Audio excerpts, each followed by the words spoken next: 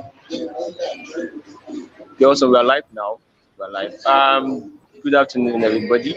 Yeah, good afternoon, everybody. So, this is the day two of the SFC Post Career Fair Masterclass. And yesterday we started with CV writing, how to write CVs and cover letters by Jobberman. And today we'll be having a section with Utiva on introduction to data analysis, and Uluwata is already a rep from Utiva. So if you have any questions, you know what to do. You use the uppercase Q, add it in the comment section. Yeah, so thank you very much. Over to you now, Tayo. Thank you. Okay, thank you, Elijah. Good afternoon, everyone. It's a great pleasure. It's a great pleasure to be here with us, and it's a great pleasure to be here with you, rather. and I'm exceedingly glad. All right. So today we'll be talking about data analytics. I want to believe a lot of us have heard about this wonderful new field. Well, not exactly new, but then I want to believe we'll at some point heard about it, right? So I hope you guys will be able to chat in the comment box. I could have an idea, right? So today we'll talk about data analytics. Then we'll do a little exercise when it comes to analytics and visualization. And I hope that we're going to have a sweet time, right? So as I'm going to start now, right? But before I start, I just need like 3 seconds, like 10 seconds of our time to understand one or two things. So because the tool we're going to be using today is Microsoft Excel, and I want to believe that some of us are already familiar with the application. So to be able to understand if we're truly familiar with that application, I need us to drop in the comment box or in the comment section on a scale of 1 to 10, how familiar you are with Microsoft Excel, right? And on a scale of 1 to 10, 10 being the highest, 1 being the lowest, right? 5 being the midpoint. So let's get it started. I'll be reading the comments section. All right. So we're just going to get it started with, right? I'm going to share my screen right now. And here we go. Okay. Please. Okay, so I want to believe we can see my screen, and there we go. So my name is Oluwatayo Omikunle. I currently work as a product manager with Access Bank PLC here in Lagos, and at the same time, I facilitate this training for analytics for Utiva. So today we'll talk about data science and data analytics. All right, so I want to believe that some of us already understand or have heard over time what data science is. We've heard about a lot of buzz around the word data science, data analytics, and we're wondering, what does it mean? Who is it for? What course do I have to study while I'm in the university? Do I have to like mathematics? Do I have to like statistics? A lot of questions, I know, right? So don't worry. Today I'm going to try as much as possible to demystify a lot of thoughts around that, and just feel comfortable. Feel free to send in your questions in the comment section or the Q&A session, wherever. All right. And if you need to draw my attention to something, just call me back, right? Uluwatayo is a simple name that you can call me by, right? All right, so data science is an umbrella term for a group of fields that are used to mine large data sets. Let's put that big English aside. Let me bring it as short and sweet as it can be, right? So we can easily say data science is the bigger body, while data analytics is a smaller room in the bigger body. Usually I like to give this analogy or give this explanation, saying that imagine the word data science is a big house, maybe a duplex, like a 4-bedroom duplex or a mansion, and data analytics is one of the rooms in that mansion. Of course, in a mansion there are a lot of sections, there are a lot of places in the mansion that they have specific functions. You have the kitchen, you have the restroom, you have the gym house, you have the swimming pool, and all of that. So that is just different parts of a big house, right? So data science is a bigger house. Data analytics is a smaller portion of that big house. So data science is an umbrella term rather. It consists of multidisciplinary fields. You hear of robotics, you hear of machine learning, artificial intelligence, you hear of a lot of things, right? When it comes to data science. However, data analytics is more focused and very streamlined, right? Basically, analytics is devoted to realizing actionable insights that can be applied immediately to drive business decisions. Basically, what analytics is, these figures we now have, this data set we now have, how can it impact our business? How can it impact our business processes? How can it turn things around? How can we do things better? Basically, that is what analytics is about, right? So we have 4 major types of data analytics, and they are descriptive analytics, diagnostic analytics, predictive analytics, and prescriptive analysis. These forms of analytics, right? They are self-explanatory. But however, I would paint a picture for you. I'll paint a picture for you to make you understand it as simple as possible, as much as possible. If a 5-year-old asks you what analytics is, or if a 5-year-old asks you the different kinds of analytics that we have, you should be able to, in the simplest form possible, you should be able to convey the message, right? So descriptive analytics, this is the foundation. It is the kind of analytics that answers the questions, what happened, right? So let's take, for example, I believe that was still in school, and at some point or the other, you have to check your results. You have to check your results at the end of the semester, right? So let's say you get your statement of results, or you go to the board where you check your results. So basically, descriptive analysis, it summarizes past data using the form of dashboards, e.g. monthly revenue report. So going back by your school results, you go to the board and you see, CHM 204, you have a B in it, right? It tells you the summary of what has happened in the past. So for the past 2 or 3 months that you spent in that semester, that B summarizes everything that has happened, right? That is a form of descriptive analysis, right? So the B you're seeing at a glance tells you what has happened during the course of the semester, right? So short and simple, descriptive analysis describes, right? Descriptive analysis answers the question, what happened? So the B you're seeing on the board tells you what has happened in your 3 months in that semester. Okay, so let's go to the next one. It is called diagnostic analytics.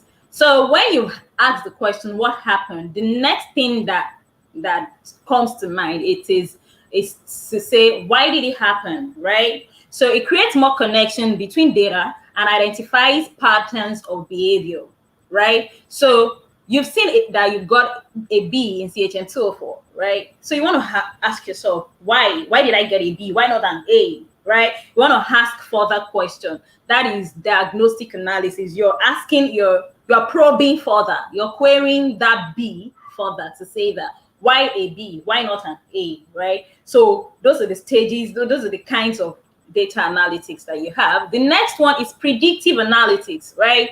So predictive analysis attempts to answer the question, what is likely to happen, right? So this type of analytics utilizes previous data to make predictions about future outcomes. I believe that people who are in mathematics or statistics in this gathering, they're going to believe with me that yes, you can predict a lot of things using predictions such as probabilities, using statistical modeling, forecasting, and all of that, right? So what is likely to happen? That's the question predictive analytics answers, right? So going back to our example of the results board and all of that. So let's assume this person in this case did not get a B. The person got an F. And F means the person scored below 39, right? I believe that's what still happens, right? So if the person scored below 30, and say, let's assume CHM 204 is a very critical course, right? Now what is likely to happen if that person got an F? What is likely to happen is the person has a carryover. The person will have to receipt, right? That is what is likely to happen. And if that pattern continues, the person is likely not to graduate. So it's so simple. So so basically it's just a game of chances, right? Basically, so that's what predictive analysis talks about. And the last but not the least is prescriptive analysis, which is the frontier of all data analytics, right? It combines insight from all previous analysis to determine the course of action to take in a particular problem or decision. Now, you have seen that you have a B or an F in that particular course. So basically, what prescriptive analytics does is to prescribe how you can how you can better that score, or how you can make things better, or how you can make things good. Basically, that's what prescriptive analytics is for. So all the data, all the insights you've gathered from past experiences or from past data, it combines all of that, and it prescribes, it suggests what can be done to solve that particular problem. So that is it about types of data analytics. Don't worry, while we'll go further, we're going to see that we've had analytics around us all the while. We've had data science examples around us all the while. All right. So talking about types of data analytics, I'm sure we've all heard about these self-driving cars, these electric cars, and all of that, right? So this is a very good example of analysis, of prescriptive analytics in action. The vehicle makes millions of calculations on every trip that help the car decide where to turn, whether to slow down or speed up, and when to change lanes, right? The same decisions a human driver makes behind the wheel. There are a lot of things that have gone behind, that are going behind the scene, but at least this tells you that this is a kind of analytics that is going on somewhere in the background, right?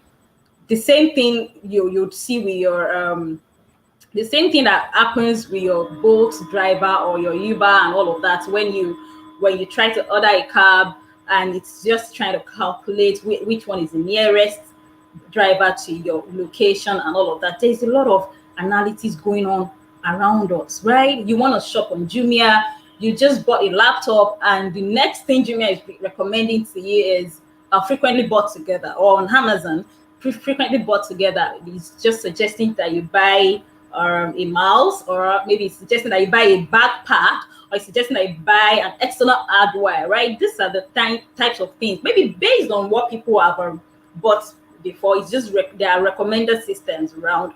So we've always had data science, we always have analytics around, and it's helping to make businesses better. That is why it's helping to make businesses better. People are making better sense of their data, and that is why it is so much in demand right now, because there are a lot of data around, unstructured data and all of that. But they really need people. So organizations really need people to help them make sense of it all. Okay, so how is analytics changing our lives for the better? All right, so we've talked about an example of Amazon. Like, look at your Facebook. You have customized cards. What are users talking about? What products and services would they be interested in? Have you noticed that there are times you're on Instagram or you're on Facebook? Maybe lately you've been visiting a page that sells. Maybe you've been visiting a page that sells what? Maybe you'll be visiting a page that sells headphones, right? Now, as time goes on, you just realize that the ads that are coming to your feeds, they're about headphones. They're about headphones, or maybe you've been searching Google for prices of a mattress. Before you know it, the kind of customized ads that will be coming to you, they're just about mattress, and you're wondering, how is this happening, right? So that is, from their own head as a business owner, they're putting what they think you need in your face, right? Then eventually you make a buying decision. It's a win-win situation. We provide solution to your own need, and at the same time, me as an organization or me as a business owner, I collect money in return. It increases my own bottom line. It increases my own sales figure, basically. So you can see that the way analytics is changing is actually changing our lives for the better. All right. So we've talked about how data is changing our lives. So you're asking your question. So in all of this plenty story that this lady is talking about, what is my own business with it? Why do I need to be in the analytics space, really? Okay, so let's quickly talk about it. All right. So basically, like we've talked about, you're going to, as an analyst, you're going to develop solutions to the most pressing problems, right? You're going to make data-driven decisions for growth. We're going to see one or two things here, and I'm going to, as much as possible, I'd like this session to be very interactive. Okay, so earlier last year, I guess, yes, the Harvard Business Review ranked data scientist as a job, the sexiest job of the 21st century, and that is something everybody is buying into, because yes, a data science job is the sexiest job of the 21st century. By sexiest, in a way, it means it's the most appealing job, because which business doesn't want to have more sales, really? It's a very appealing job because you provide solutions, you suggest solutions, you recommend solutions to existing problems, right? So that is why it's termed the success job of the 21st century.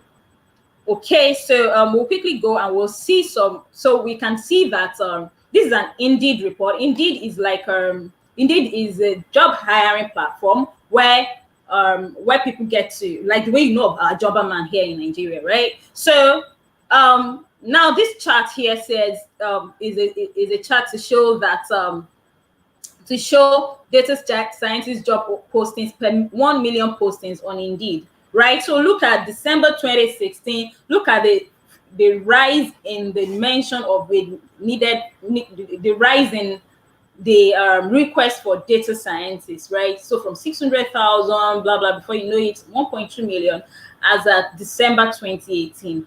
That is a geometrical growth, really, because almost all organizations, they come in different job titles. You hear data analyst, you hear business analyst, you hear performance analyst, behavioral analyst, you hear a lot of it just comes in it comes in different nomenclature, but really, whether we like it or it all boils down to an analyst job or a data science job, really.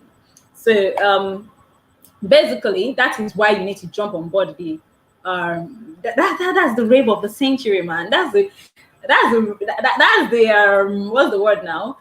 That's what is in vogue, right? So you need to cruise along, right? Okay, so why you should be a data scientist? Almost all industry, whether you like it or not, if you like work in the financial services space, work in the IT space, work in the health sector, every one of those sectors, right? They need a data scientist. They need an analyst at one point or the other, right?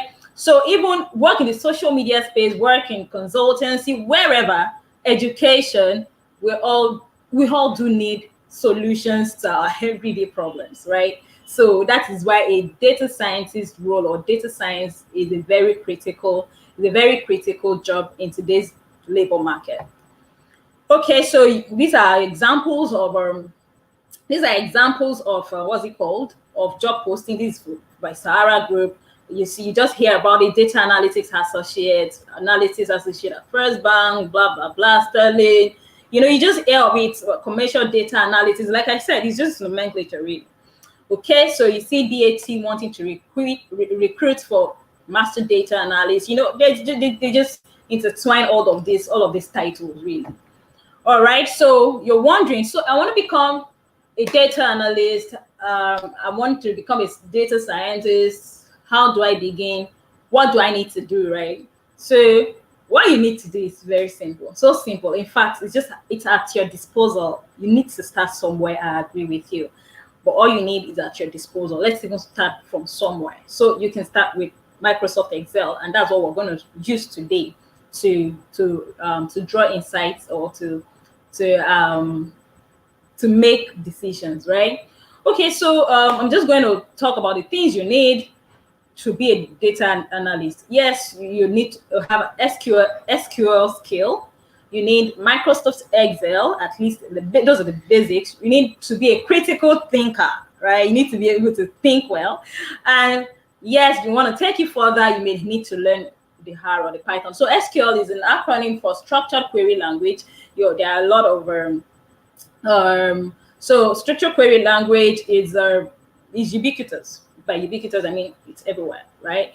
All right, so it's the ubiquitous industry standard database language, and it's possibly the most important skill for a data analyst to know. Basically, SQL enables you to query a database. Okay, I know that's tautology, but basically it's looking for it in the simplest form.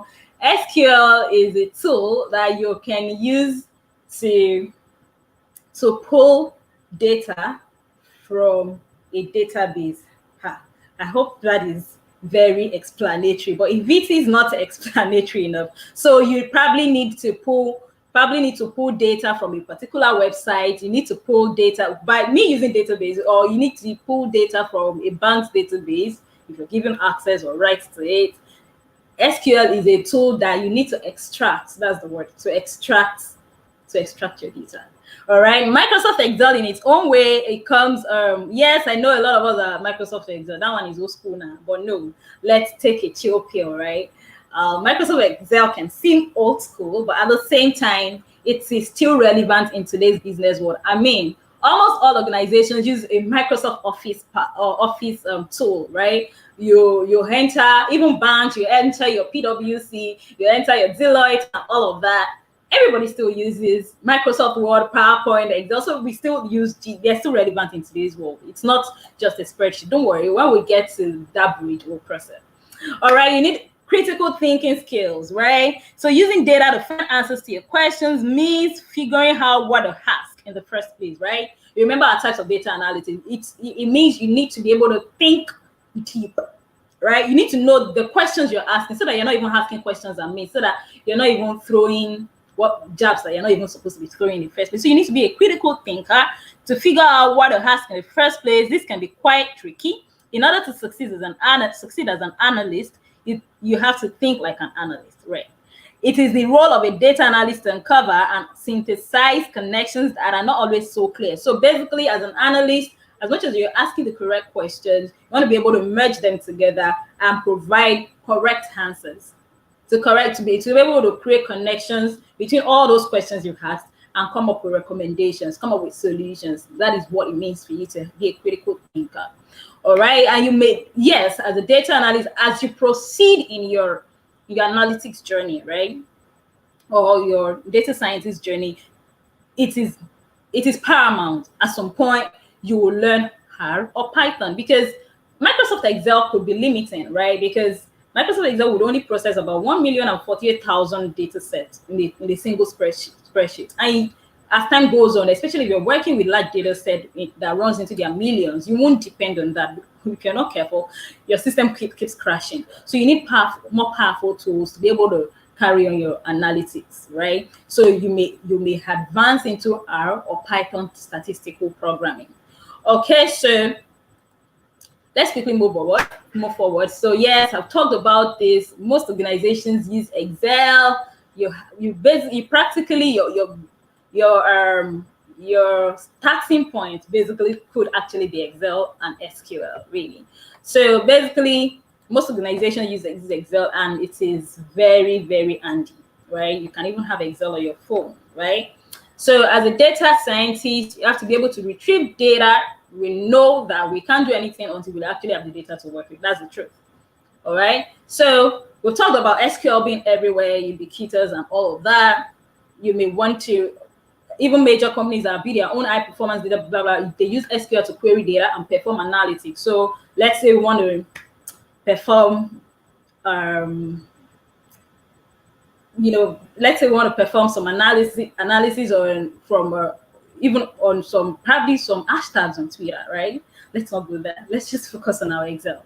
Okay, so SQL is in high demand. You look for jobs on LinkedIn or Indeed or on Jobberman, and when you're looking for an analytics job, you see when they are listing the skills, the must-have kind of skills, you help people to request, or organization requesting for Python skills, SQL skills, Adobe skill, R skills. So basically, you can see that. Look at the way SQL is topping the charts, right? Because it's like the what's the word now? It's like the basic anyone that claims to be an analyst should know, right? So SQL is in high demand. All right. So we can still see that number of data analysts just mentioning specific skills, 55.8% of it mentioned SQL as a must-have skill. right? So we can see that SQL is not going anywhere, it's staying here.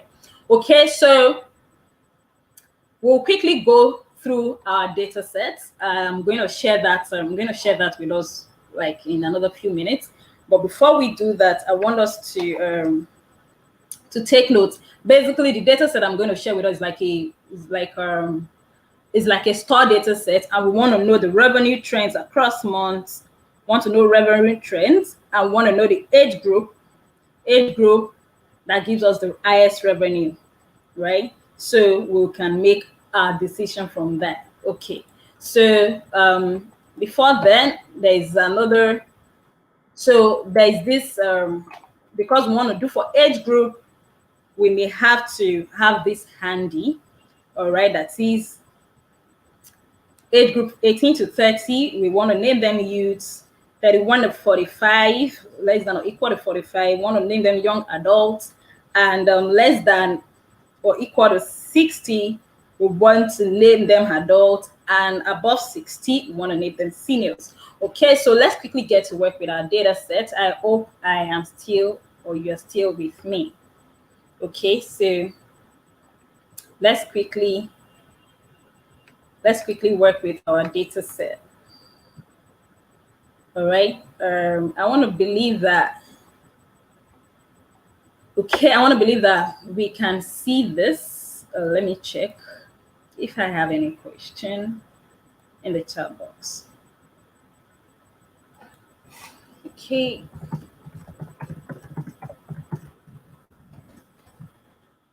I check Elijah, are you here?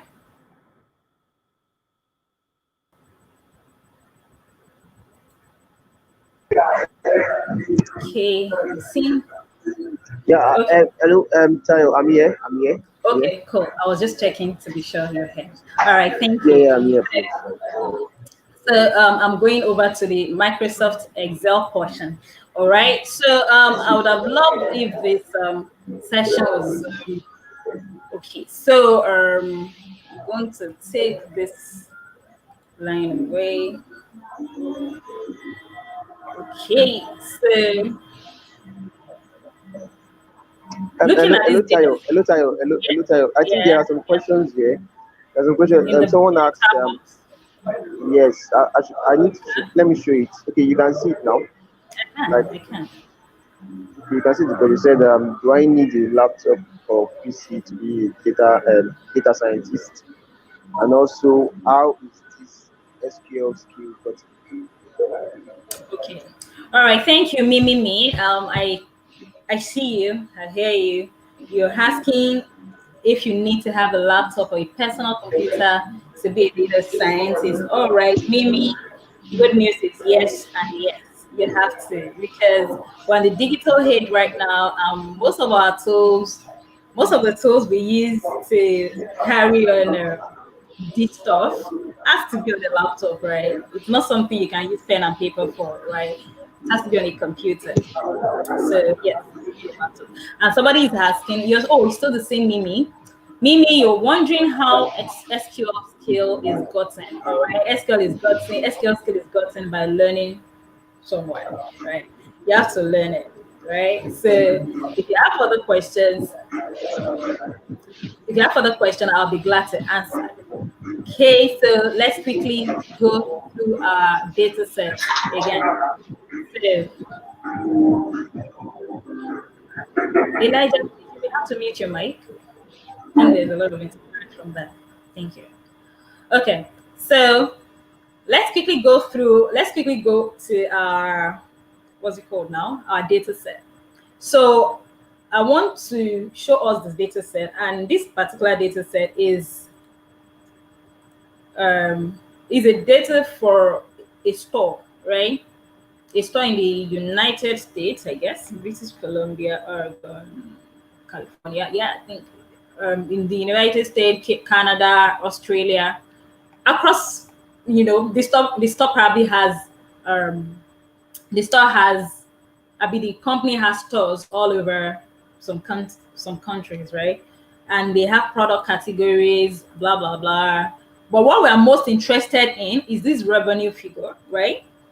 The revenue figure, that is, what do they what do they make, right, on each product by in each of their countries. So what we're interested in for the purpose of this masterclass is to know the revenue trends across months, right? So we've already seen the revenue column. I want to see across months. We already have a date here, so we may have to extract the month because the question says the revenue trends across months. So just imagine yourself, you work with Amazon, right?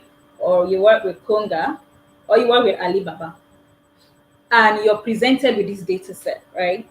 And the finance department or the treasury department or your MD, let's even say you're the analyst attached to the MD.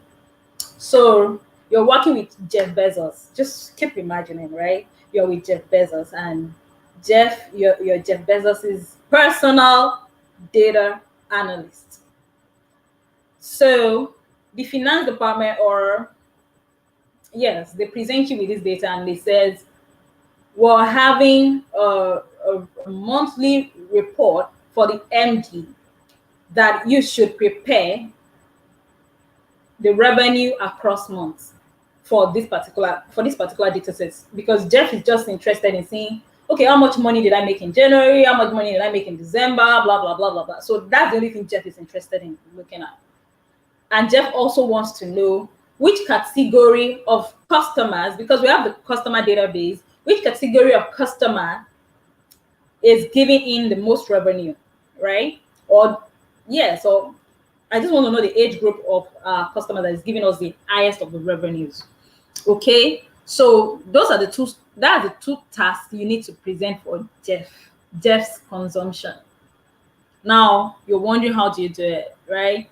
Don't worry, at this point, how they got this data is not your headache. The thing is, they've given you the data and it's a bit structured, so you're safe. When we want to go to data collection and all of that one is a different story entirely. But there's a lot of way IT is making lives easy. But let's just focus on this. So you want to know revenue trends across months. So we've seen the line for revenue, we've seen the column for revenue.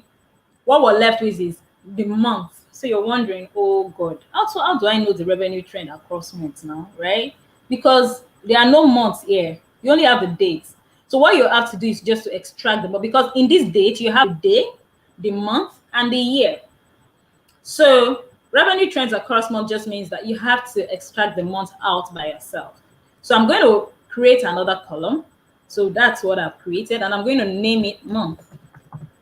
Okay, so I'm going to name it month, and we're going to continue. Now I want to extract the month. So like this 26/11/13 says at the back of our mind, you know, the 26th of November 2013. But you have a lot of data set here. You have about 113,000. You won't manually do that. So what you can do is to extract it. You use the text function in Microsoft Excel, and it asks you what value. You refer to this value, and you tell it the format you want it to return. So I just want it to return the month, the first three letter of the month. So I want it to give it to me, and automatically Microsoft Excel has brought it all out that, okay, so for this particular date, the month inside it is November, blah, blah, blah. As long as this particular column has been recognized as date in Microsoft Excel. So you can see that for a 113 data set, we've been in less than 30 seconds, we'll be able to extract the months for all of them, right? Cool. So now we can answer the question, the revenue trends across months. All right. However, the second question says, what's the age group with the highest revenue? And they now gave us the criteria for age group. I don't know if you have a note there, but the criteria for age group, let me just show it again, says any customer age that falls between 18 and 30 years old, that is, if they're less than or equal to 30 years old, name them youths. Any customer that falls between 31 and 45, that anybody less than 45 or equal to 45 years old, name them young adults. Between 46 and 60, that is less than or equal to 60 years old, name them adults. Anybody 60 years and above, name them seniors. All right, so that's what we're just going to do here. So right now, this is the customer age. Then just by the customer age, I'm going to insert a new column, and I'm going to put in all of those story, right? So I'm going to just name this column age group. Age group, right? So I'm going to put in all those stories. I'm going to put it as a string. Don't be afraid. This is not difficult, right? So I want to use a function called the if function. If, like if I tell you, say I love you, like if, F-I-F. All right. So we're going to use if function inside it, but we're going to use it in such a, I know some of you can may be familiar with the if function, but we're going to use it in a funny way such that we'll just keep saying if until the if can, it's called a nested if, right? So it's more like if Elijah is a boy, give him Coke. If not, give him Fanta. So in that case, because Elijah is a boy, I'm going to give him Coke. But if Elijah is not a boy, I'm going to give him Fanta. So that's what we want to do here. So I'm going to tell Excel that if customer age is equal to 19, write youth. If not, then I will now start continue. I will now start looping it in like that, until I achieve all my goals. So let's start. Equal to if customer age, I'm just going to reference it. If customer age is equal to, we said if it is less than or equal to, if it's less than or equal to 30. So where is less than now? Okay, so less than or equal to 30 was said, right? So I'll put it in inverted commas. Let me be sure if I got that argument well. Less than or equal to 30. Okay. So I'm telling Excel if that is true, write youth, right? Now, instead of me to now continue to say if not, write this, because if you notice there is a guidance there, but instead of me to say if not, write this. So I will now say if not, I will now continue to say if, because I'm not done yet, if customer age is less than or equal to, what did we just do now? Less than or equal to 45. I'll ask Excel to write what now? Young adults. Young adults. Okay. Then I'll continue. I'll say if customer age is less than or equal to 60, is less than or equal to 60, write what now? Adults.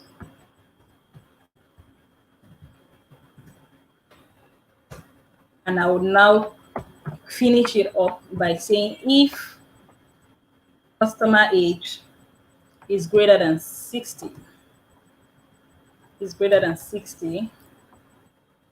write seniors.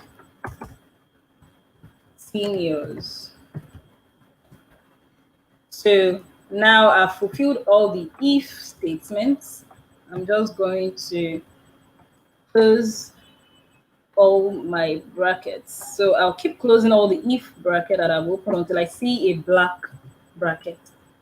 And I'm going to hit the enter button. The moment I hit the enter button, like you have seen, Excel understands everything I've written here and it just translates it. So it means that anybody that I see that is 19 or anybody that I see youth beside the person, it means the person is less than 30 years old, as because I've defined it, right? See, this person that is youth is 29 years old. Because I've defined all those parameters, all my 113 data set have been treated. So now we can easily move to, what's the word now? To answering Jeff Bezos' question, right? So let's quickly give that to Jeff because Jeff wants it. So another thing to quickly do to summarize this data set is to put this in pivot tables. I don't know if you've heard about pivot tables before, but if you have questions, just drop it in the comment section. All right, so I want to create a pivot table. I could come to the insert tab. I would come to the insert tab, really. I'll come to the insert tab and I'll click on pivot table. Now, I've already named this table sales table before now. Then I want Excel to open the pivot table in a new worksheet. So I'll say okay. And another worksheet will be opened. Now, this is a new worksheet. The question says we should calculate revenue trends across months. So in this case, I'm looking for two parameters. Who can tell me what two parameters I'm looking for? Is there anybody that can tell me what two parameters I'm looking for? Okay, okay, let's just, so that we do not take a lot of our time, let's just continue. All right, so the two parameters I'm looking for basically from this data set, I'm looking for revenue and I'm looking for month. So it means I want to see my revenue across months. So my months can be in rows just like this from January to December, and I want to see the sum of revenue for each of those months. So I'll bring my revenue to the values field, because automatically the data set in the revenue column, they are figures, they are numbers, and Excel can perform arithmetic on them. So I'll bring it to values, right? So by default, Excel assumes I want to do the sum of the revenue.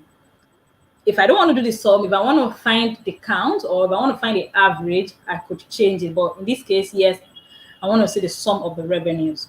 However, I do not like the way it is written. I want to see it being, I want it to have the comma so it's more readable, right? So I've introduced a comma style. So I can see that in January, I made $7 million. In June, I made $9 million, like that. So the question says, or Jeff Bezos says, I want to see the revenue trends across months. So you're just going to, you already have the revenue. I have the, you have the months. Jeff says he wants to see the revenue across months. You're not going to give Jeff this thing in a tabular form like that. To make, what makes you a data analyst, a good data analyst, especially when it comes to reporting, is to be able to create all of these your fine figures, to be able to create visuals for them, and that way you'll be able to tell a more compelling story, because people have a way of understanding visuals, pictures, better than abstract figures. So we're quickly going to create charts around this. But because it's like a trend, we want to see revenue trend, and trends are better. Okay, let's get that. But trends are basically better. They're better represented using. Let's get there. So I'm going to click on analyze, the analyze tab, and I'm going to come here under the tools group. I'm going to come to pivot chart. So I have a lot of charts that can actually tell the story of the revenue trends across months. So you can see this is a clustered column. Yeah, it really looks clustered. We can see this clustered column basically just tells you at a glance what has happened across months using columns, right? Using columns.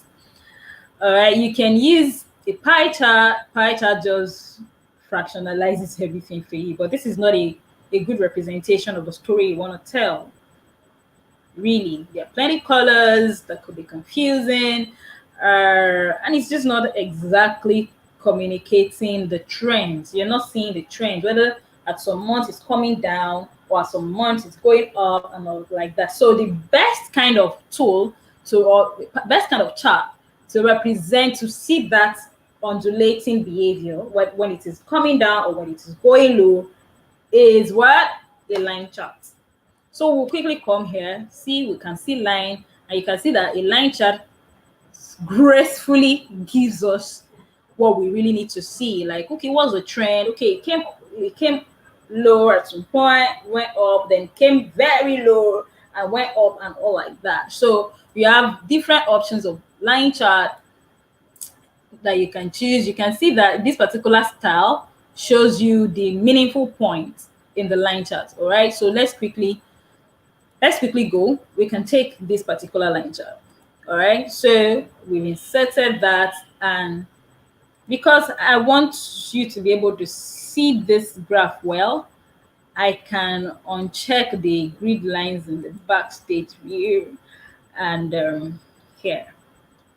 So I want to believe we can all see this very well. So here we've been able to represent the revenue trends across months, right? So we can then start formatting our chart. I can decide to remove these grid lines in the back stage so that it's clearer. At the same time, I may need to rename my chart. So this is the title bar. I want to rename it as revenue trends across months, right? So if we look at this critically, if we look at this well, we can see that December seems to be a peak, or is it December or is it June? Or you're still wondering, because these guys here, they're not really doing justice to it. You may want to say, okay, I can see that there are a lot of meaningful points around this chart, but I like to put their exact figures as they are. So whatever it is that happened in June, I want to say. Whatever it is that happened in December, I want to say. All these depressing times too in July, what happened? I want to see the exact figure. So what you can do in that case, you can right click, or you come to the plus sign here and you click on add data labels. Now, although it looks way scattered, but it means that you can actually add data labels to see what exactly has gone wrong or is going on. And if you're going to add data label, then these particular guys here, these axes here, they are redundant. You may not need them.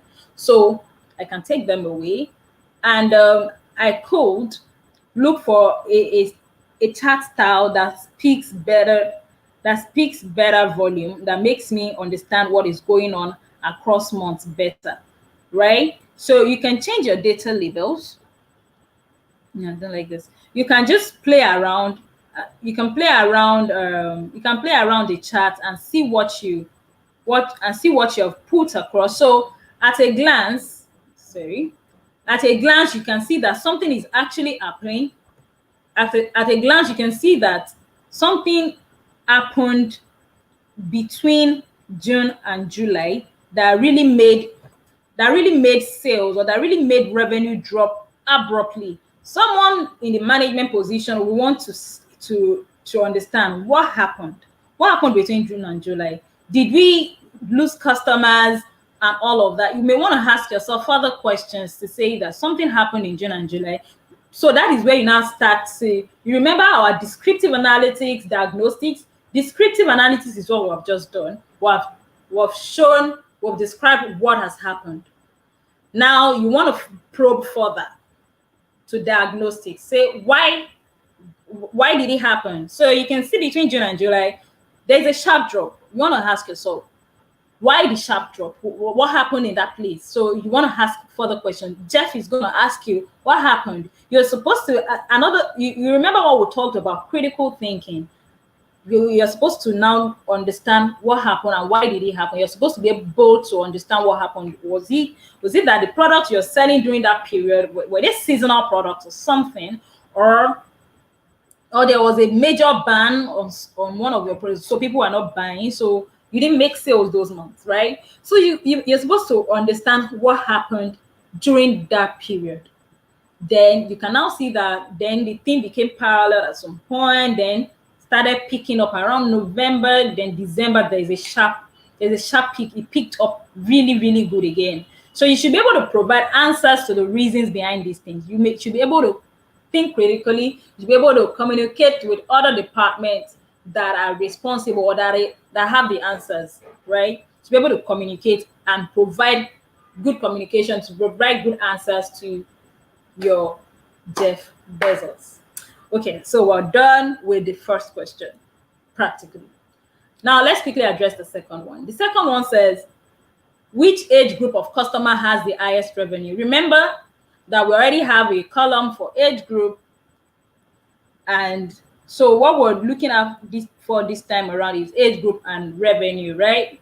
So here is what I can do, because I want to maintain this same worksheet, right? So I can copy this pivot table and paste it. But this time around, I don't want to see revenue by month.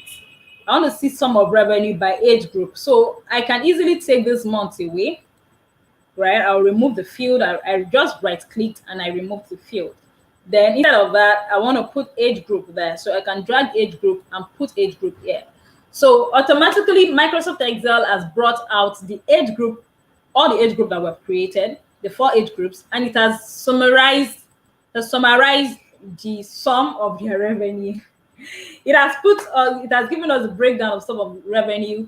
At a glance, the age group with the highest sales, they will be the young adults. The age group with the next high sale would be the youth, the next will be the adults, and the last will be the seniors, right? Another thing you can do to see this at a glance, instead of you having to say, hey, which one has the highest, you could just sort them. Okay, you can sort them by largest to lowest, and it does the job for you. So you know the number 1, number 2, number 3, and number 4. So you can summarize this also using a what? Like I said, it is very critical for you to represent your data with visuals. It helps your communication better. So I'm going to come to analyze. I'm going to come to pivot chart. And I could use this, right? Depending, I could use a pie chart. I could use a bar chart. So to represent my age group, but I'll go for a column chart. Could use a 3D column chart. Let's go with this. So I'll just click OK, and Excel will automatically insert it. So from this chart, right? From this chart, we can easily see that the age group with the highest revenue, they are the young adults, right? At a glance, this helps you clarify a lot of things. You can want to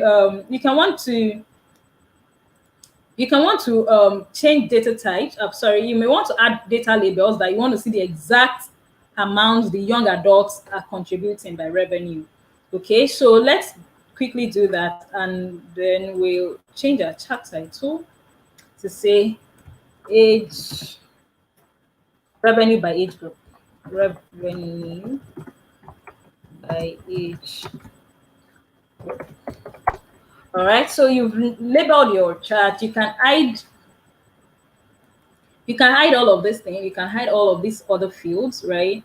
If you do not want to see these grid lines in the back stage, you can do that and uncheck this box, right? You won't see the grid line anymore. All right, so you may want to add data labels to these columns. Maybe you want to see them at a glance, and if I do that, I do not need this axis anymore, so I can take it away. I may want to. You could just want to play around. You could just want to play around. What's the word now? You just want to play around how your data is represented, so that you want to play around how your data is represented, so that you have a what's it called now? So that you have a more compelling story to tell, basically. So depending on you may want to change the way these figures are written. You may want to change it to, instead of them being vertical, you may want to change it to them being horizontal. Instead of them being horizontal, you may want to change them to being vertical, and vice versa. So basically, depending on what story you're trying to tell, right? But basically, this is an intro to how you can use Microsoft Excel to represent your data set, or how you can use Microsoft Excel to quickly visualize your data, right? So we've been able to demystify, instead of going through a total of 113 data sets. If you see, we have 113,036 data sets. See how we have been able to just compress everything, and we've been able to finish what we're supposed to do. So basically, that's an introduction to how critical it is. So you can now continue to ask yourself other questions. So how come when we're not making so much sales from the senior sector, right? You now want to go back. Okay, so this data, what kind of products are even involved? So you can see that the seniors guys are the people who are above 60, right? And most of the products I'm seeing here are bike racks, and each rack 4 bike, blah blah blah. A lot of sporting things, a lot of sporting goods, and people in that age group, seniors, they are not just the best people who are going to buy it. So you see the people in the young adult group. So, and who are the people in the young adult group? They are the people between ages 31 and 45. These people are, so what's the justification you can use instead of, what's the justification you can use to say that, but in your mind of mind, you may even think it's the youth that are supposed to be having highest revenue. Another thing may want to consider, that's why we said you have to think critically, you have to be able to connect the dots together. So another thing you may want to ask yourself is, okay, who are the people in this youth segment? Oh, they're the people between ages 0 to 30, or 18 to 30 rather. So you want to look at your earning power, right? Maybe those people are not even earning so much. They're not even earning yet to be able to afford all the side gigs of having to have bikes and all the other accessories that comes with it. But the people in the young adult age range, they are between 31 and 45. Cool. They are young professionals. They are working already. Of course, they have the earning potential. They have the earning power to purchase all these things, right? Okay. So basically, those are the answers. Those are the questions. Those are the answers you want to provide, really. So this brings me to the end of my presentation. I hope you like it. If you have any question, I'm available and ready to answer all your questions. All right. So here is where I say thank you, Elijah. I'm available to take questions now. Thank you, Tayo. Can you hear me? Yes, loud and clear. All right. So, Elijah, I think, okay, fine. Thank you very much, guys. My name is Davis. I lead the Utiva data marketing. So I co-lead the Utiva data marketing program, and Ola Winkle is actually one of our best trainers, and I'm very, very happy to and excited to have her on board with you guys. Utiva is your one-stop shop to anything data skills. We train on data marketing, data analytics, big data, was also Python, and it's also nice having to see young folks like you trying to get into that space, and I'm really, really excited to be here with you guys. Funny enough, I'm also from Edo State, and I also tried applications for Uniben, and unfortunately, the great Benin could not give me admission. Elisha or Elijah, I don't know. Can you?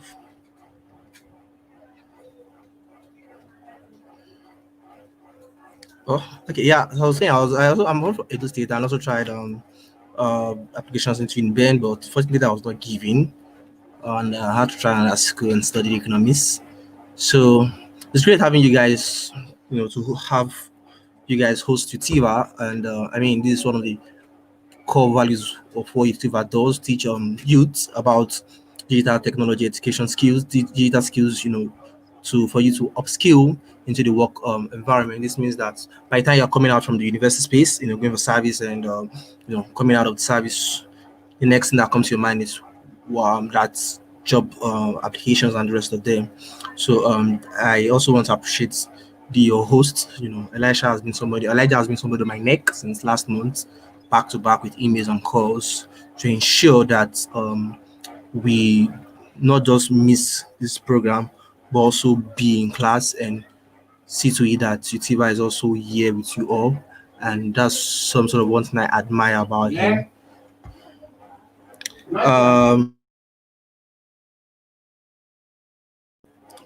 Mic check. So this is where we want to call it a day, from all the way from Utiva.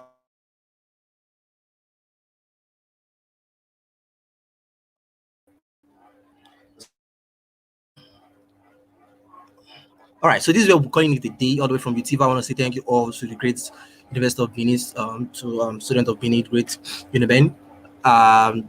I also want to thank Great Nesite. I was also once a NESA president. I know the folks of OVA, Anita, and also one of my mentors, Susan from the University of Benin from Economics Department. Thank you very much for having us here. It's been a pleasure, and we hope to see you guys some other time. Do also check us up on all platforms, social media at utiva.io, and it's been a pleasure having you guys here, having to teach and show you a little bit of what data analytics is. It also goes beyond that. I mean, you can't take data analytics in a day. Tayo will agree with me that for Excel alone, we try as much as possible to compress it into 4 days, and yeah, we do more than justice to Excel, and also we take on Excel, Power BI, SQL, Python, artificial intelligence, and other forms of data skills. So thank you very much, everybody, for your time. Thank you, Oluwa Tayo Winkule, and see you all some other time. Cheers, guys. Cheers, guys. Hi, hi, hi, Chidioke. Yeah. Hello. I think there's a Yes. question in the chat box from I really Amy, can't. and she says, Oh my "Will God. the I barely client give a read it. specific way to represent?" No, no, no, don't worry. I can read it.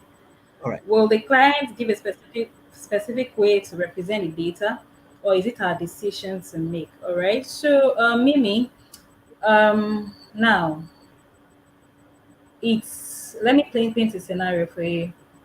Somebody is in trouble, right? Okay, let's say somebody is getting drowned inside a swimming pool. All that person wants is a rescue. The person just wants to be rescued, right? So the person doesn't care whether you're going to use a rope to pull him or her out, or you're going to dive into the water yourself and bring him or her out, right? The person just wants a solution. Like, get me out of this water, get me out of this trouble. So the client is not going to give you a specific way. Well, depending, but as a data analyst, you're at liberty to use your intellect. You're at liberty to use your that's why it's called critical thinking. You're at liberty to use your own style, your own unique style to provide solutions to problems. All right. They won't a client or whatever won't say, oh, you have to do it this way. No, no, no. Because at that point they want to be rescued. They won't specify, right? I hope that answers your question. All right, that's all I have. That's all I have, David and Elijah. Yeah, to also add to what Winkle has said, most times as a data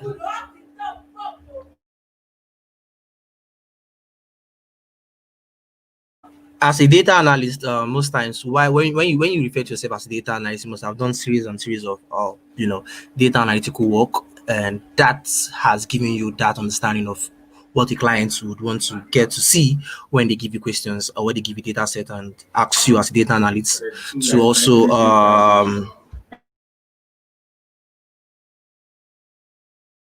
So like yeah, sorry. So when they give you data set and tell you to analyze, so they assume that basically there are some core questions you'd also have to get answers to, and as a data analyst, you have probably as over level of experience, these are some of the questions you have to answer to the data set, and these are some of the questions that are also needed from you because of that level of experience. Okay, so as a student, you know what are the core things you needed. You know, as a student, you know ID card and your departmental code and your faculty code, your matric number. These are things that are relevant to you as a student. So when you bring a data set to a data analyst, that data analyst also knows that these are what is required of me, and these are the questions I need to answer in this data set.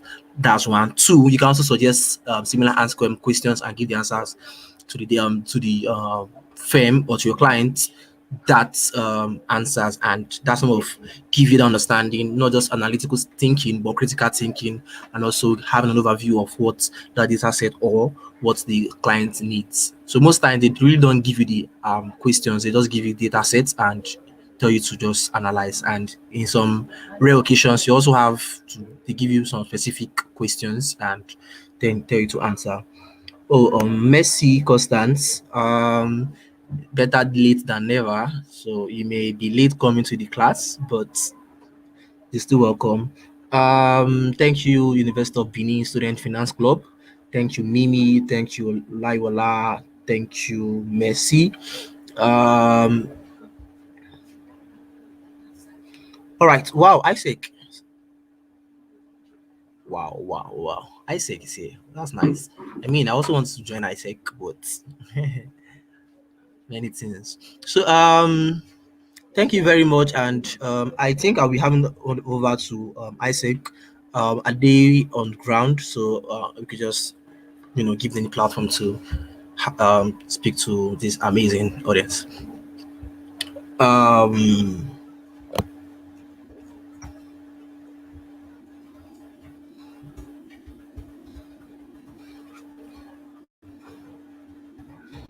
Elijah, you might want to attend to them, so I think it's rude going off without having to see them come on board. Um,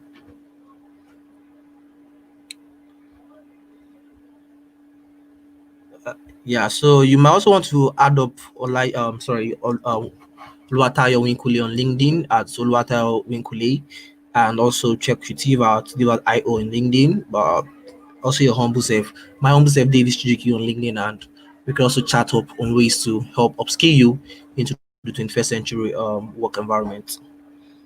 Elijah, you might want to check up on Isaac.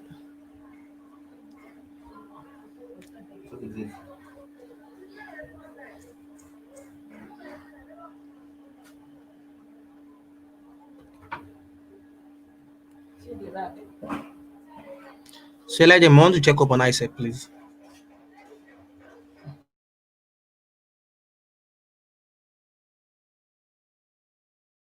Yeah, the phone is still on.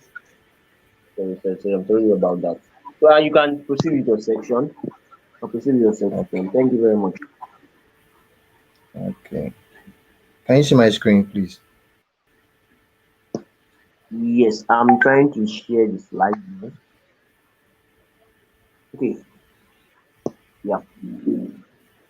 Okay, I'm live, right?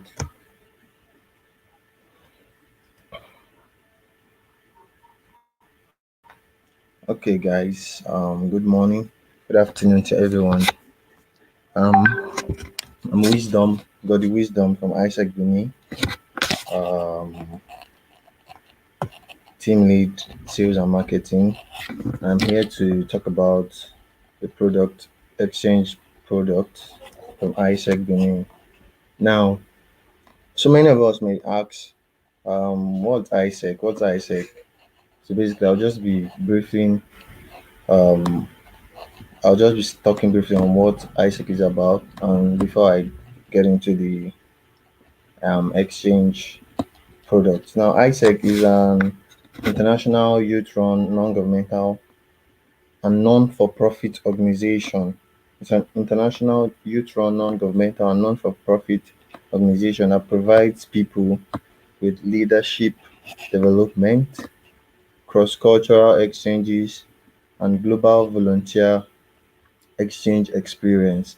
Now, the organization ISEC basically is basically focused on empowering young people and also to make or to give out social impact. Basically, that's what ISEC is about. And currently, ISEC is present in about 114 countries. That's to show you that it's an international organization. It's currently present in about 114 countries in the world, and has been on since 1948.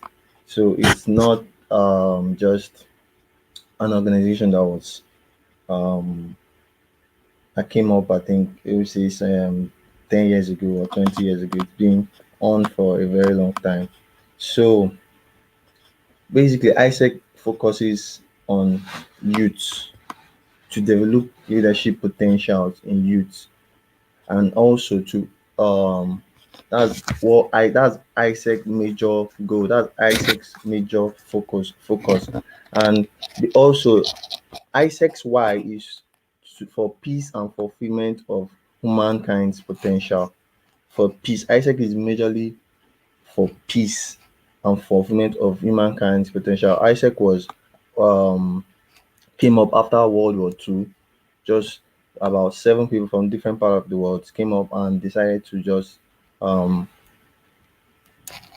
use through cross-cultural exchanges take up you peace, just to bring about peace from different part of the world. That's what ISEC's main goal. And ISEC also place confidence in youth as a key to unlock a better future, because youth are actually like leaders of tomorrow. So ISEC place their confidence in youth to develop a better future. And also, ISEC also develop leadership experience in youth through practical experiences, through exchanges. Hello, In sorry, I had issues with the network. Isaac, you're here, right? Yes, yes. Can you hear me? Yes, I'm here. I'm waiting for you. Yeah, I'm telling you about that. So you can proceed with your section. Okay. So, as I was saying earlier, um, that's just what ISEC is basically about, and also ISEC's exchanges. Now you may ask, what are exchanges? Exchanges are like ISEC's products, and we'll be talking about them very soon. I'll expatiate more on that. ISEC exchanges are aligned with the SDGs, and that was created by the UN for a better world. That's what ISEC. ISEC's exchanges are actually aligned to the SDGs, to the Sustainable Development Goals that was created by the UN to foster a better world, basically. So ISEC is partnered with the UN to ensure that the 17 SDGs are actualized through exchanges. Now, what is the exchange? Exchange is like, I'm leaving my country to go out and experience another country. I'm leaving my comfort zone. I'm leaving um everything that I actually am used to, and going out to a different culture, going out to a different um going out to a different culture to just experience that culture, challenging myself. Now, I the ISEC exchanges are ISEC exchange programs are divided into two. That's a volunteer program and the internship program. The volunteer program and the internship program. Now, the internship program is divided into two. That's like the global talent and global teacher. The volunteer program. Can you hear me, please? I just want to be sure that you guys are with me.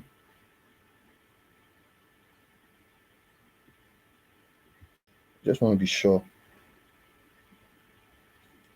that you guys are with me.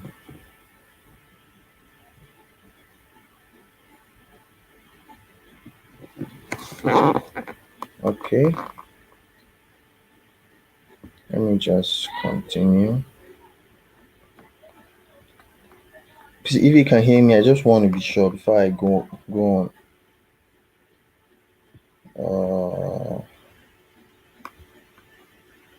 Can anyone hear me? I want to be sure before I go on, please.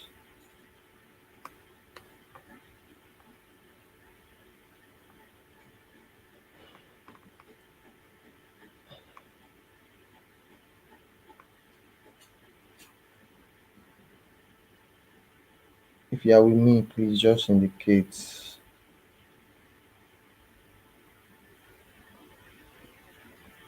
No one is saying anything.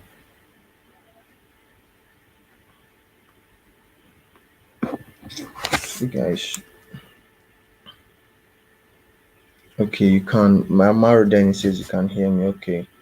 All right. So let me just continue. Now I've talked briefly on ISEC. I said ISEC is basically is a non-governmental organization. It's an international organization that's present in a lot of countries, about 114 countries so far. So our exchange programs, I want to talk briefly on our exchange programs, divided into two: the volunteer program and the internship program. Now, the internship program is divided into the global talent and the global teacher. Now, yeah, this is the first exchange program, the global volunteer. Now, we're going through the global volunteer. So, now what is the meaning of global volunteer? As the word implies, global means cultural aspect. Global, when you're global, like you leave your country, you leave your comfort zone, you go out and experience another country, just leaving your natural space and going out to experience an international space. That's like global.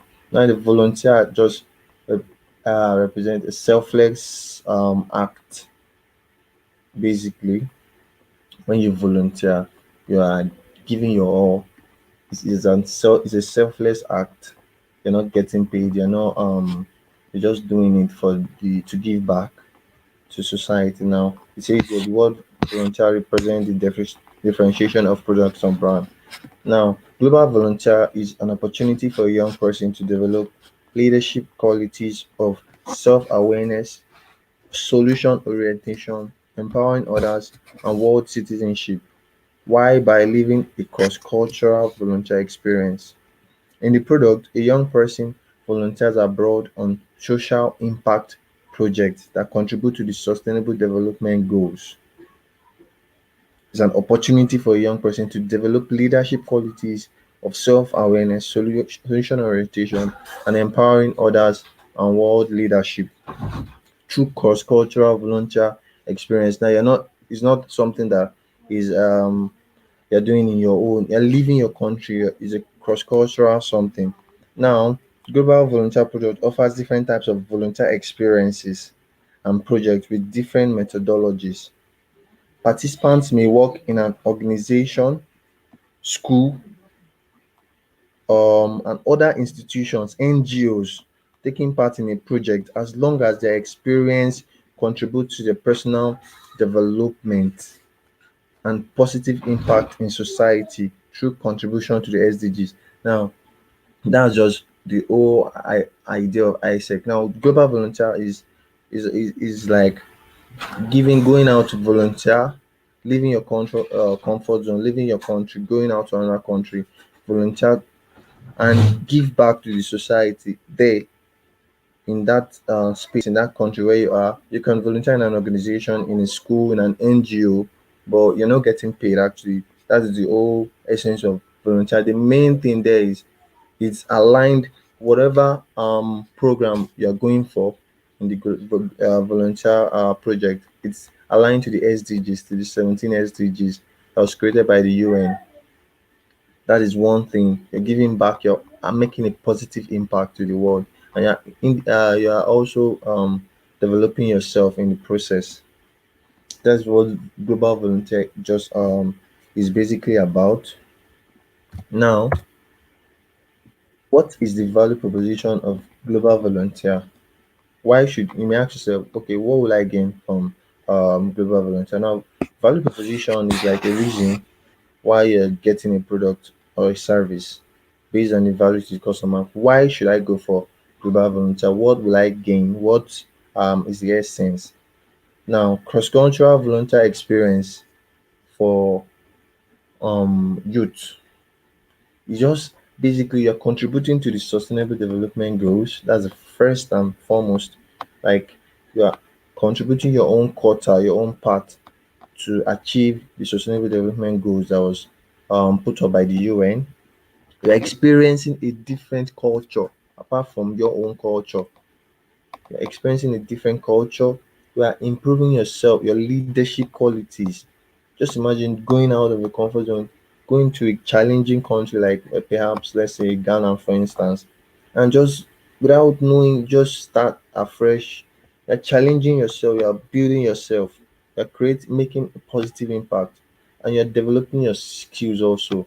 You network, you meet people that you wouldn't have met Normally, if you're in your own space, you get to network with like minds, meet in people from different part of the world. So there's a whole lot to learn, to gain actually. As a global volunteer, these are just the few here. And also now you need to ask the benefits. What are the benefits?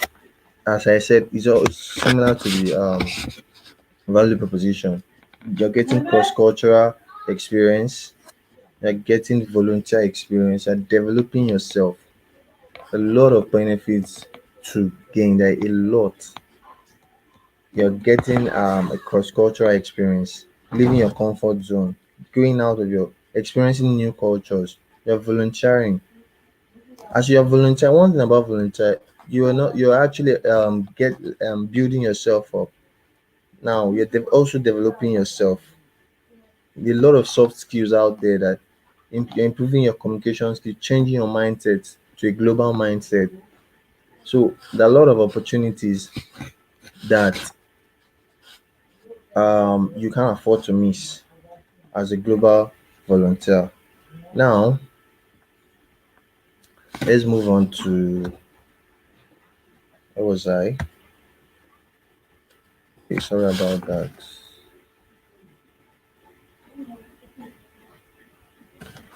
Okay,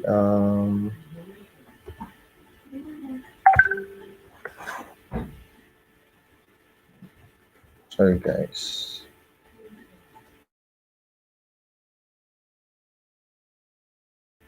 Okay, that's like the main focus of ISEC. That's the main customers of ISEC youth. Now within the age of 18 to 30, that's the age bracket. If you are within the age of 18 to 30, you are automatically qualified to actually experience, to actually take up this product. That is who we are after, youth, because they're like the future of tomorrow. When we develop leadership experiences, when youth develop leadership experience, tend to challenge themselves, then the future of the world is actually going to be better than it is right now. So going forward, the next one, remember I said that there are two types of exchange programs, the volunteer program and the internship program. Now the internship program is divided into two. The internship program is the global teacher and the global talent. I said it earlier. We've talked about the volunteer program, which is the global volunteer. Now, the first part of the internship program, which is a global teacher, is a teaching opportunity that abroad for young people who seek to develop their leadership skills, competencies, and boost their career opportunities. It's a professional teaching experience abroad. It's a professional teaching experience abroad.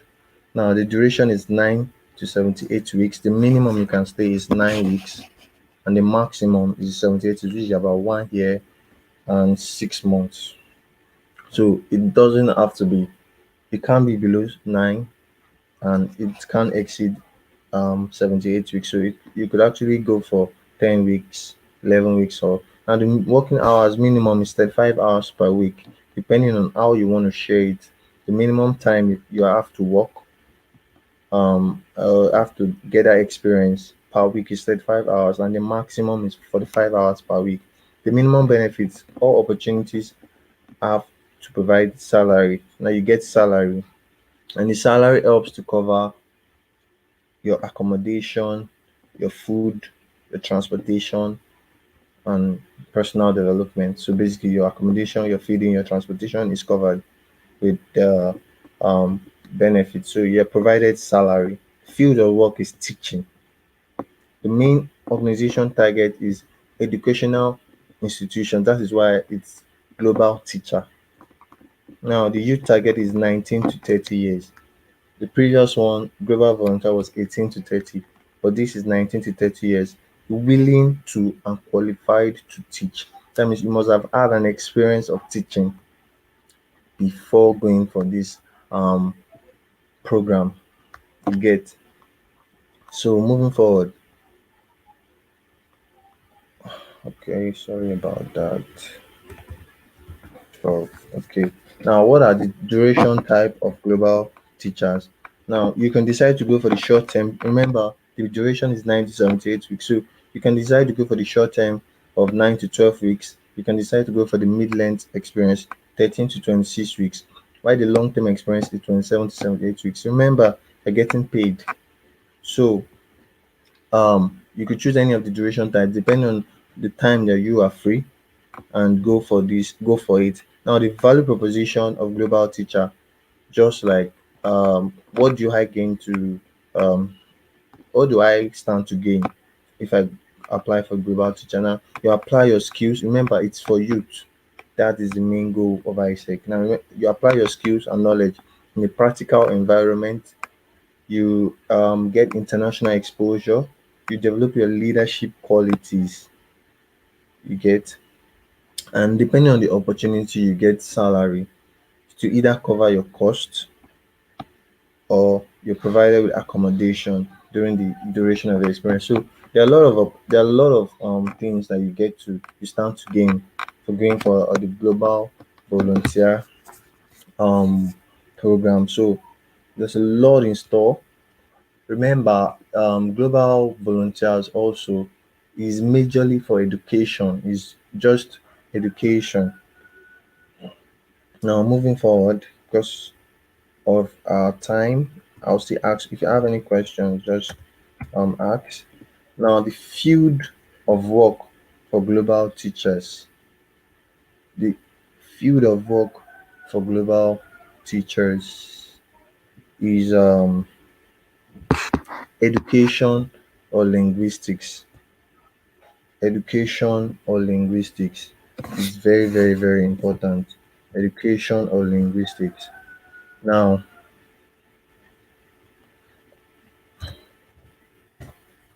now, for me, for I'll have to buttress on global teacher before going to global talent. Now, for global teacher, you get to work in schools that are aligned with SDGs, the NGOs. Remember, the schools is global teacher is an educational program. So you get to work in um, just most especially languages. You get to teach language teaching, sport. It could be sport and it could be mathematics teaching.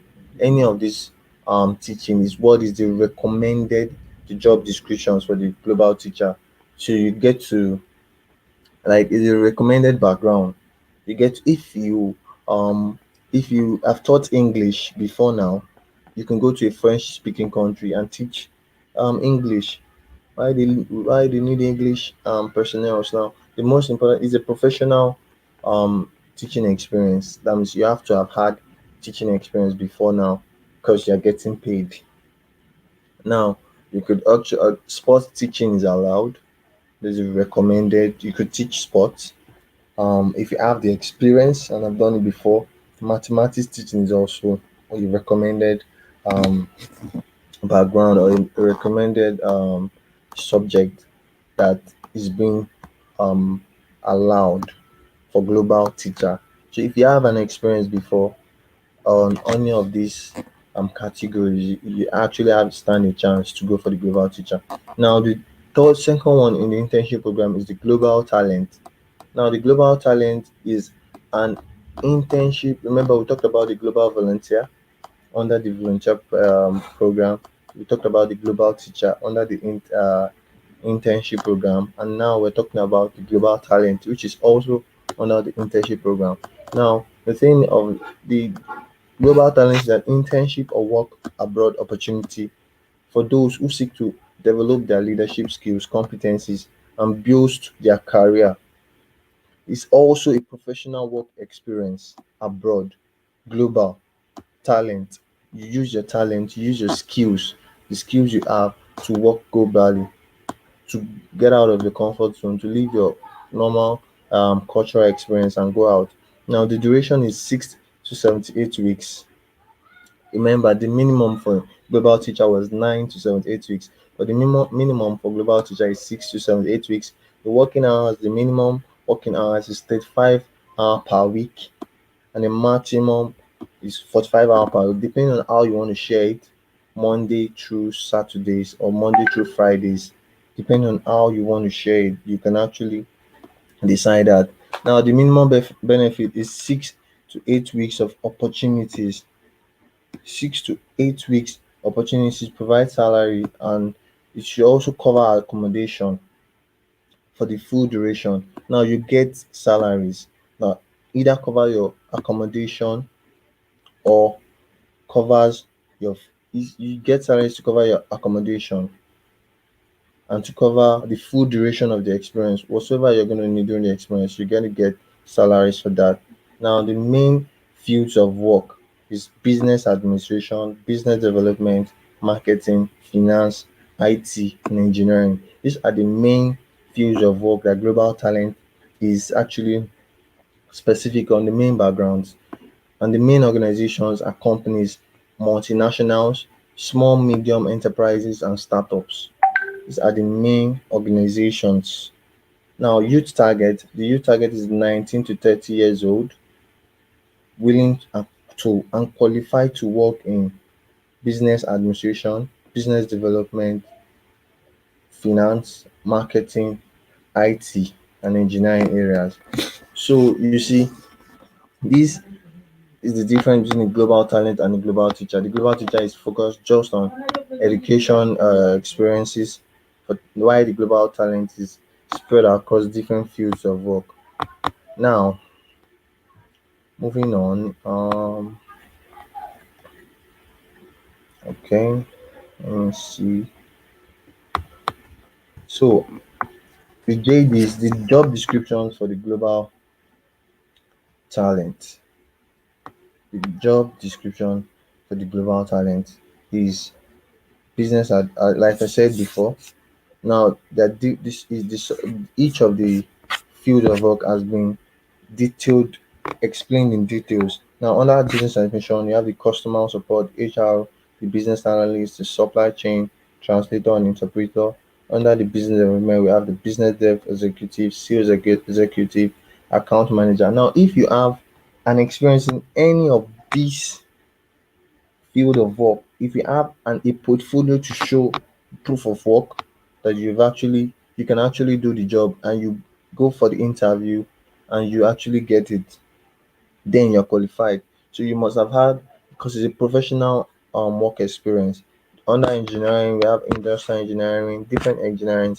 Under IT, the software developer, mobile app, web developer, IT analyst, a different um fields of work in under each of these. The main thing here for you to be qualified is to just have a work experience, like because it's a profession. You're going abroad to work professionally, so you must have had a work experience before now in either of these products. These are the recommended background. Now, important info to note is that the global talent just covers 6 fields: the business admin, marketing, business development, IT, finance, and engineering. While the global teacher is just one field, which is teaching. There are 35 different job descriptions under each of the seven field of work.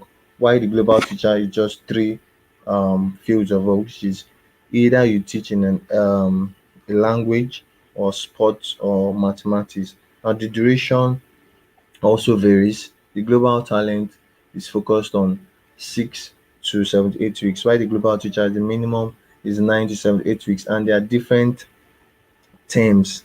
There's a short term, there's a mid term, and there's a long length term. Now, any legal registered company under the global talent, you can work in any startup, the multinationals, SME, institution, and NGOs. While the global teachers is focused on just institutions, schools, and NGOs that you get to teach and get paid. Now, undergraduates are actually qualified for the global talent. The main thing here is that you have you're experienced in any of the um field of work that you intend applying for. And the global teacher, undergraduates or graduates who have the ability and willingness to teach with proof of work, they've actually done that before. now, and the minimum timeline is 6 to 8 weeks. Your accommodation or salary, either of the two, is actually covered. Your salary, you're being paid salary. Now it now depends on you to use it for your accommodation, your feeding, and all of that. So that's just a breakdown of all each of our exchange programs that we have. The global volunteer. In the global volunteer, you're not getting paid because it's like you're giving back to the society. You're going out of your comfort zone to give back to others in the countries. You may decide to go or work in an orphanage home. May decide to teach. It's not specific, unlike these two. So the global volunteer, you're not getting paid for that, but you get to develop yourself. You get to network with different people from like minds. You get to meet different set of people from different part of the world. You get to build your leadership skills. That's what the main goal of ISEC. You work also aligned in projects that are aligned to the Sustainable Development Goals of the UN, and you get to develop yourself. So these are the three main exchange programs that ISEC Benin offers. That ISEC in general offers, and ISEC Benin, a lot of youths, a lot of individuals, a lot of youths during the age of 18 to 30 do not know of these opportunities that are available that ISEC have to offer. A lot of value in these programs now. Because of time, a lot of us have been here since 12. Because of time, this is where I'm going to draw the curtain for today's um session, for this space. If you have any questions, you can ask. If you have any questions, you can ask. I will also be dropping the link for you to just um. Okay, I can't actually drop a message here. Ruth, you can drop the message, the link to the